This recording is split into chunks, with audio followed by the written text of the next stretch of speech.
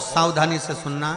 एक प्रश्न हमारे भीतर खड़ा होता है, जब हम सूर्य नारायण भगवान को अर्घ देते हैं, जल चढ़ाते हैं, तो वो जल पृथ्वी पर जब गिरता है तो उसके छींटे हमारे शरीर पर लगते हैं। क्या वो ठीक है? क्या वो श्रेष्ठ है?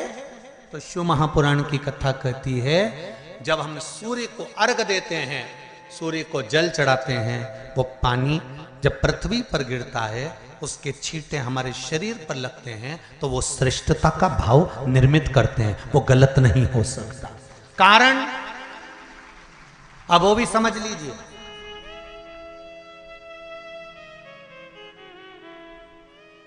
अब सूर्य नारायण भगवान को आप जल चढ़ा रहे हो तो छींटे नहीं लगे, उसके लिए क्या स्टूल पे चढ़ के चढ़ाओगे कि कुर्सी पे चढ़ के चढ़ाओगे?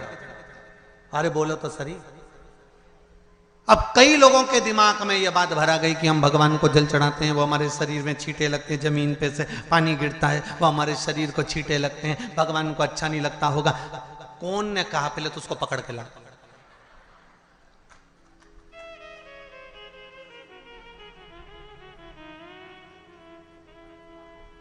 क्योंकि मेरे राम जी महाराज, मेरे भगवान कृष्ण,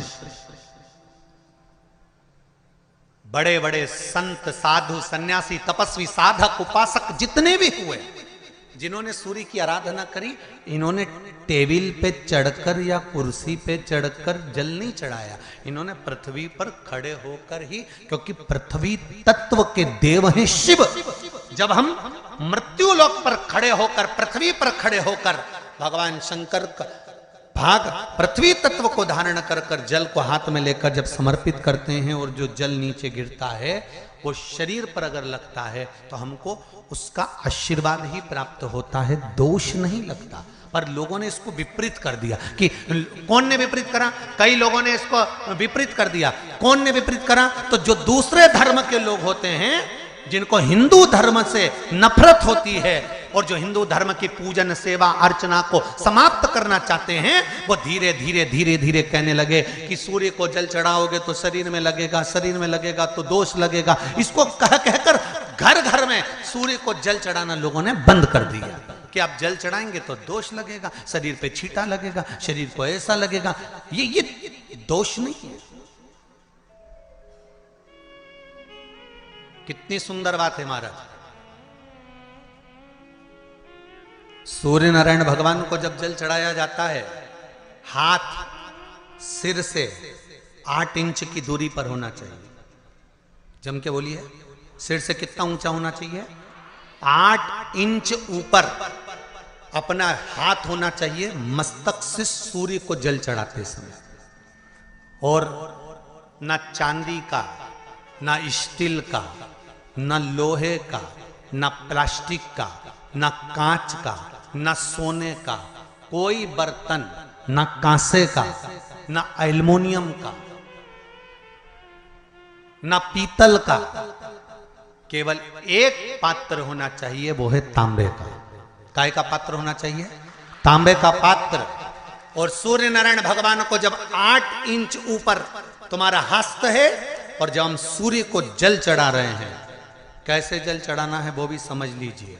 अगर कोई कैंसर का मरीज है, जिसके चेस्ट में कैंसर आ गया हो, लेफ्ट में, राइट में कहीं पर कैंसर आ गया हो, या कोई गठान आ गई हो, तो महाराज आप जल चढ़ाते समय उस जल की धार को सूर्य भगवान को जब चढ़ा रहे हो, तो धार आपकी गठान की ओर जाना चाहिए, जिससे सूर्य की किरण उस जल में से आपके उस स्थान पर पड़े, उस जगह पर पड़े जहां पर गठान है।